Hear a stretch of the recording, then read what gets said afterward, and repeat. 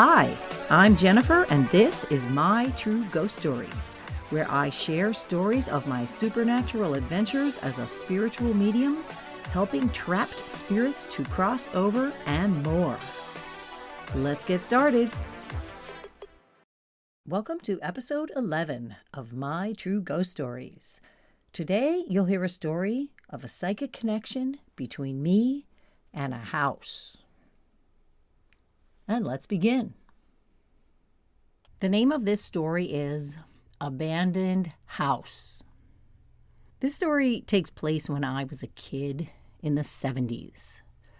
There was a certain nostalgia about this time in history. A lot of talk about how kids weren't so sheltered back then, and they were left to themselves to run around and have adventures all day without parental interference.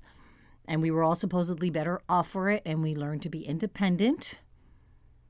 And this was true when you played on your own block, and your mom and other people's moms watched you. But after a certain age, we often left the block, and that's where we did all the dangerous things. I would say that we definitely learned independence and gained serious street smarts. But we also did extremely risky things like go on people's roofs, cross busy streets not at the green, handle dead animals, talk to strangers, set things on fire, have seances with fire, trespass on angry neighbors' property, ring angry neighbors' doorbells and run, and so on and so on. And while all of these things seem to set off fond memories of the good old days for many, I'm just grateful to have survived it. I'm not going to list the unpleasant at best and sometimes traumatizing consequences of some of these free-range activities.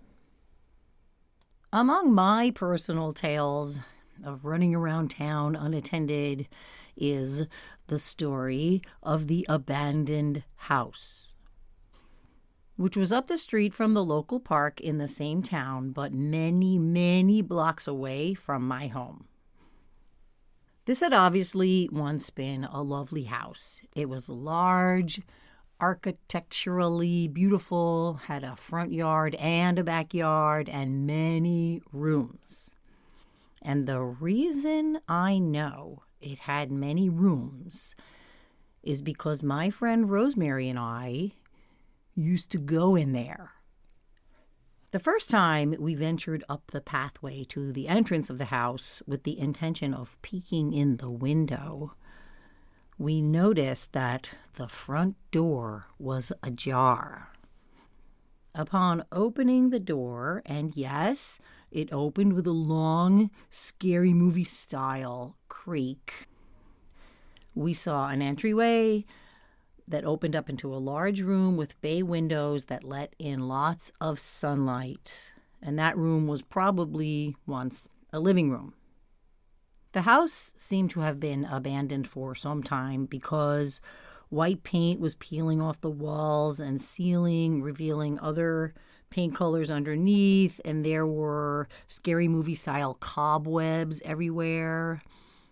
But there was something warm, motherly, and inviting about this sunny place.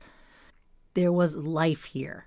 I could feel the energy of families that probably lived here once, and the rooms still told you what they were for, like the living room, the dining room.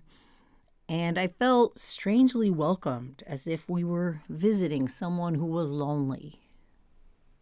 So we explored the rest of the house, going into all the downstairs rooms, kitchen, bathrooms, dining room, and then we headed upstairs to see the hallways, bedrooms, and even the attic, where we just peeked because that was too spooky, even though the rest of this self-guided house tour was fun and not scaring us at all. And I felt a sense of duty to visit this lonely house again. So we went back all the time. Do you want to go to the house? We would ask each other and then head over there. walk up to the front door, look around to make sure nobody was watching, and then go in to play. And we would literally play house like this. "What do you want for dinner?" Rosemary would yell from the kitchen. "Oh, you can cook anything. I'm just going to sit here in the living room and read a book," I would respond. And we would also go upstairs for bedtime, where we had chosen our own bedrooms. "Good night. See you in the morning," we would yell down the hallway. And one of the reasons that we weren't scared was because this was all during the day, with plenty of light streaming in the windows, and you could hear the traffic outside. We never would have been able to go in at night anyway, because every kid's schedule back then was that once the streetlights came on, you had to be home. So we would always leave the abandoned house at dusk when the streetlights began to flicker on, which would give us enough time to run home. And thank God we never went in at night, because one day Rosemary and I were in the house playing our usual make dinner, eat dinner, go to bed game, and we headed upstairs. And one of our bedrooms had fresh graffiti all over the walls that wasn't there the day before. And some of it was names, and most of it was, I will call, not very nice things. So we were not the only people that hung out in that house. "We have to get out of here," said Rosemary, and she was a little older than me. "Why?" I asked. "It's tough, kids," she said. I understood. I saw how scared she was. We ran down the stairs and out the front door and never went back. That, what I just told you, was the scary part of the story, not the supernatural part. That's coming up. Now, as far as being scary, I suppose it's possible that it was not tough kids, but something like a gang of friendly Girl Scouts that spray painted all of that violent imagery onto the walls at night, but probably not. This was truly scary. As I said, Rosemary and I never went back to that house, but my connection to that place remained. And the supernatural part of the story takes place several years after my last visit to the house by the park. And here it is. My grandparents had a lake house in Michigan, and me and my brothers used to spend a good part of our summer there every year as kids. So after an exciting ride on an airplane, as the days passed, we would slowly settle into clean air, swimming in sparkling blue water, quiet days and nights with no traffic sounds. We would feed the ducks, catch minnows, row the rowboat, and just relax. And I don't know about my brothers, but I would sleep really well. And in Michigan, during this vacation, one night, I had a dream. In the dream, I was standing in the middle of the living room of the house by the park. The room with the bay windows out to the street that would let all the light in, where I used to sit and read invisible books while Rosemary would cook invisible dinners in the kitchen.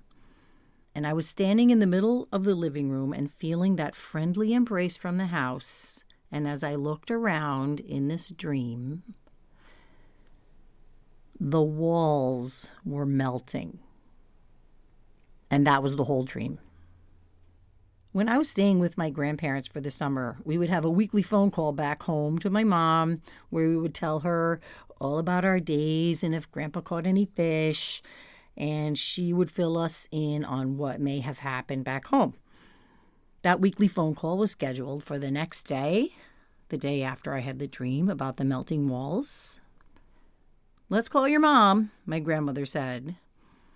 And we took turns getting on the phone, and when it was my turn, I told my mom a few things, and when it came time for her to tell me about happenings at home, she said, "Oh, you know the old abandoned house down by the park?" I answered, "Yes, I do," not revealing how well I knew that house. And she continued, "It burned down last night." Thus, the melting walls. I don't think I told her about my dream. I remember thinking about it and making the connection and feeling sad because something bad had happened to this friend of mine, this empty house. Even though I hadn't visited that friend in several years, and I realized even as a kid that that dream was a goodbye. I did not dwell on it. I didn't have any emotional references at that time for this loss, so I just felt sad for a moment. Did not tell my mother that I used to hang out in that abandoned house, and I just moved on with summer fun activities. And I think that house considered me a friend too. I personally do believe that houses have a soul, and maybe all objects have a spirit, like some ancient belief systems. I remember as a kid when my family would go on vacation and our home would be empty for a week or two. I remember that I would worry that the house would be lonely. I wanted someone to visit the house, sit on the couch, walk around, use the rooms, keep her company. And that's what I believe me and Rosemary did for the house by the park. We brought life and movement into it, used the rooms, walked around, and I think that made the house happy, and she formed a connection with me. I don't know about a connection with Rosemary, and probably not with the vandals who spray painted the walls. But I think because of our connection, that house reached out to me to let me know that she was passing on. I remember seeing a documentary called Breathing Lights, where they went to all these abandoned houses and put in an art installation that would light up the windows. And the effect was that they were sort of bringing these houses back to life. And they talked about how people had lived there, cooked there, used all the rooms, brought energy there, and that an abandoned house is a sad thing. And this documentary made me cry.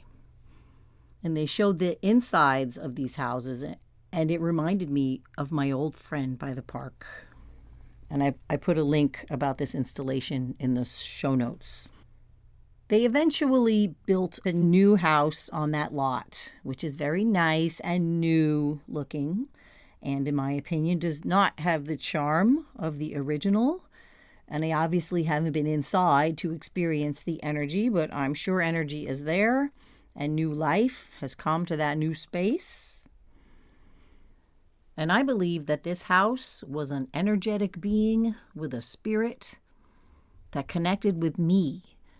And I believe that the soul of the empty house by the park is now at peace.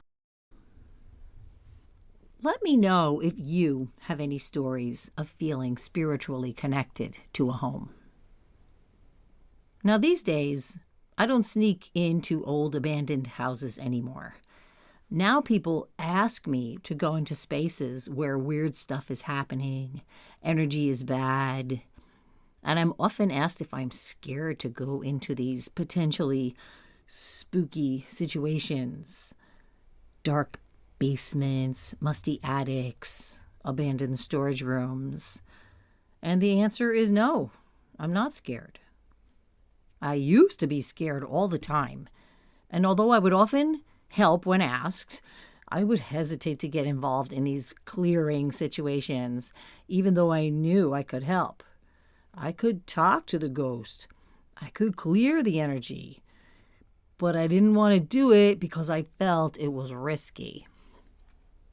I was afraid of a ghost not crossing over, but instead following me home. I was afraid of negative energy sticking to me. I had heard these stories of this happening to other people, plus what happens in scary movies, even ridiculous scary movies, where the gates of hell wind up opening up in someone's backyard because of a seance gone wrong or something like that. So I didn't want to risk it. I was pretty timid. But the universe was calling me to do this work full time, not as a hobby, to help trapped spirits, deliver messages to the living, and clear energy. And I felt a responsibility to do so. So I had to find a way. I had to find some way to protect myself. I knew that other people did this, help trap spirits, clear negative energy, and also lived normal lives. They went home, they cooked dinner, watched TV, so there obviously had to be a way. So I got serious and I set out to find myself protection so I could do the job to which I was being assigned. And I had to find something that worked for me. Different religions and spiritual practices all have their methods of protection, and they probably all work. But I had to find mine. I have many religions in my life because of my family life and various neighborhoods I have lived in and neighbors I've lived next to as a child and as an adult. So I'm blessed to have access to and knowledge of lots of spiritual tools. I decided to talk to Johnny at the Botanica. That's the message I was getting. And this is the same Botanica I mentioned in episode 9. Johnny gives amazing readings and also practical, spiritual, and business advice. I went there. I told him what I wanted to do, go clear these haunted houses for a living. I hoped for his blessing, which I got, and I got some suggestions. He recommended many things, and these are some of the ones that I use. When I go to these spaces where I'm going to work, I light a white candle and leave it in the entryway while I work. I wear these particular protective beads. I openly ask certain deities for protection before entering the space, that house, dark basement, or musty attic. I take a spiritual bath afterwards, and that's made up of a combination of herbs and oils, and the bath has a ritual that goes with it. Johnny also encouraged me to use the tools of the religions of my childhood. There's lots of good protection out there. And it's all very practical. It's like washing your hands before you eat and washing your hands after riding the subway. Plain old protection. To me, this was a huge hurdle to get over, that fear of being haunted and ruining my life, like those people in the movies that do the seance wrong. And they do the seance wrong in like the first 15 minutes of the movie, and the rest is just one horrific jump scare after the next, and usually like only one person lives through it. Now that is not real life, but those movies I watched as a teen certainly made an impression on me. Using the protective measures recommended to me by Johnny and other tools from my belief system, it gave me the courage to go ahead and do this work. I find that when I set these tools up, I get better results. I feel less fear. I can really focus. The job is more efficient because there is a boundary between me and the spirit or the energy, and I can do the work. And sometimes the spirits do spooky things, like move stuff around, rattle the doors, stomp on the ceiling above me. And while I do acknowledge that it's spooky, I'm brave enough because of my protection to go ahead and do my job. And lots of good things come from it. There are many, many methods of spiritual protection out there. And as I said, they probably all work, especially if you choose them for yourself.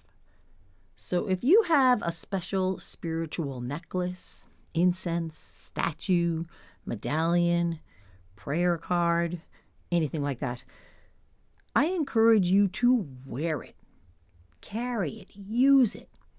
We all need protection so we can do our jobs, whatever they may be. Let me know in the comments or send me an email about any spiritual protection you might use. And if you enjoyed this episode, please share it with a friend and take a second to review this show and help it grow.